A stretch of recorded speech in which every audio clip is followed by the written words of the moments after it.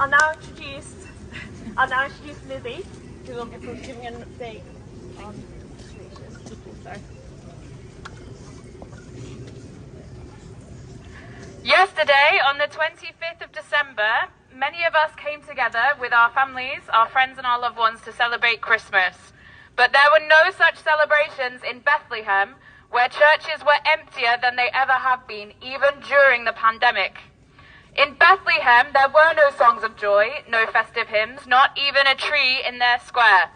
There were only church bells ringing out as locals came to gather around their Jesus in the rubble, and Arabic songs calling for salam, peace, for children. Because if Jesus were born today, he would be born under the rubble of the West Bank, to the relentless sound of Israeli bombs and artillery. Jesus, if he were born today, would be a child of darkness, according to Netanyahu, destined and deserving to die, collateral damage in this war. Mary might even have been shot down in the street, searching for shelter for herself and her unborn child. Joseph may have been degraded, stripped, and lined up on the side of the road, trying to find them food. Since October 7th, Israel's unprecedented campaign of terror has killed at least 20,000 Palestinians within the Gaza Strip, and hundreds more across the West Bank. 70% of those deaths have been women and children. Many of them happened over the last 3 days.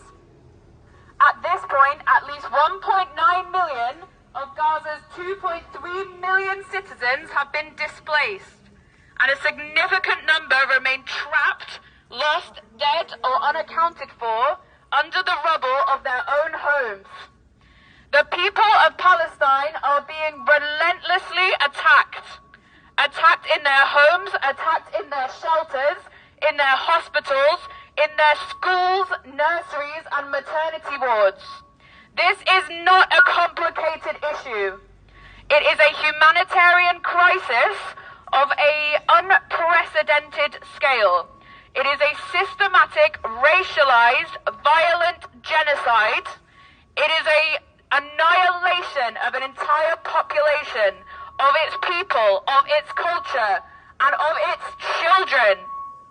And it is being funded, armed, and supported right here in the UK with our tax money and our weapons by our government, our corporations, by the Labour Friends of Israel, by Elbit Systems. It is very much our problem. And these deaths, the ones we are here mourning today, they are our responsibility. Conditions for those trapped in Gaza are completely unlivable and have rendered the jobs of healthcare, charity and aid workers impossible. 50,000 people remain seriously injured without access to food, aid, fuel or water. Yet the people of Palestine continue to stand steadfast in their struggle for freedom, showing unprecedented bravery and generosity in the face of unimaginable grief and pain during one of the darkest chapters of human history. So must we. We must stand with all of the doctors, the NGOs, and aid workers working within the Gaza Strip and the West Bank. We must stand with all of the surviving journalists risking their lives to open our eyes to the truth. And we must stand against our own government officials, our corrupt media outlets, and our corporations who try to lie to us and convince us to look away. We will not look away. We will never take our eyes off Palestine. We will not be silent or silenced. Bearing witness to this ongoing ruthless assault and the scale of the suffering that it is causing can make us feel hopeless and helpless. It can make us feel alone in our anger and our grief. But we are not alone, and we are certainly not helpless. Not if we organize. Not if we continue to support and amplify each other, to build strong networks, to combine our voices and our resources to work for change. Not if we keep coming together like we are today, to mourn the dead and fight like hell for the living. Organised movements work. Boycotts work. There is a precedent for the success of targeted, meaningful action. Starbucks has reportedly lost 11 billion in its market value and has been kicked out of Morocco. Puma, after years of sustained campaigning, was forced to end its sponsorship of the IFA. Fischer German finally cut ties with Elbit Systems as a direct result of the sustained and strategic efforts of Palestine Action. These are significant victories, but to enact real change, we also need to look closer to home. A few weeks back, at the UN General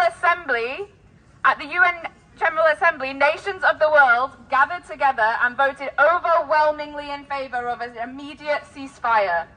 But Britain abstained. And now the death toll is rising, with more children being murdered and orphaned every single day in their hundreds. Yet the UK continues to support Israel and refuses to back an immediate, permanent ceasefire. Instead, we get Rishi Sunak standing side by side with Netanyahu, calling us a proud ally of Israel, telling him we stand with you in solidarity. And then last week we get some talk of steps towards a sustainable suspension of hostilities, whatever that's supposed to mean. But we know what it means, and we know that it's nowhere near enough. History will remember the complicity of Britain in the systematic destruction of Palestine and the dehumanization of Palestinians, as we will remember the individual cowardice of our MPs, the apathy of our local representatives, and the silence of our friends. Graham Brady, MP for Altrincham and Sale West, abstained from the ceasefire vote back in November, and he refuses still to vote in favour of a ceasefire or of ending UK arms sales to Israel. Shame on you, Graham, and shame on your party. Shame on the Labour Party. Shame on all the local MPs who refuse to support an immediate, total ceasefire. Chris Clarkson, Chris Green, James Grundy, Mary Robinson, Graham Brady, Lucy Powell, Angela Rayner, Christian Wakeford, Andrew Weston, Jeff Smith, Mike Jane, Debbie Abrams, Yvonne Farage, Andrew Gwynn, Barbara Keeley, James Daly, Mark Logan, William Ragg, Nav Mishra, Lisa Nandy, Tony Lloyd, and Tim McCon. We see you, all of you, and we shame you. Shame on Rishi Sunak, shame on the Tories, shame on the Labour Friends of Israel, and shame on Keir Starmer, because the Labour path to leadership is being bulldozed through the bodies of the dead, and the hidden hands being reached out under the table to shake with their Zionist donors are absolutely dripping with the blood of the West Bank. MPs are supposed to represent their constituents, but Graham Brady stands for genocide. Do his constituents? No. Mike Cain stands for genocide.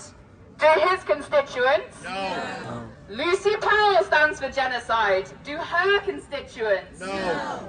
Well, exactly. And if our MPs don't represent us, if they don't have our trust, our respect, our best interests at heart, if they support genocide, then they need to resign.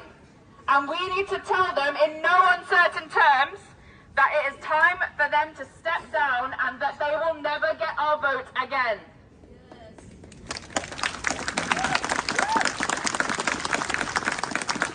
So what can we do right now?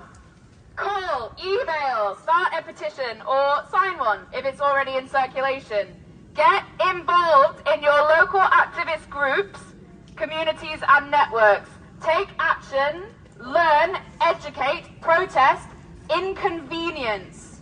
Demand an immediate, total ceasefire and an end to UK arms sales and an end to Israeli occupation. Be relentless because the situation demands it. Walk away from today more determined than ever that we can and will make a difference, that our voices and the voices of Palestinians will be heard. Because supporting genocide is simply unacceptable and the cost of inaction is far, far too high. No more of the two equal sides narrative. No more child murder. No more UK complicity in Israeli war crimes. No more corrupt, self-serving MPs. Thank you.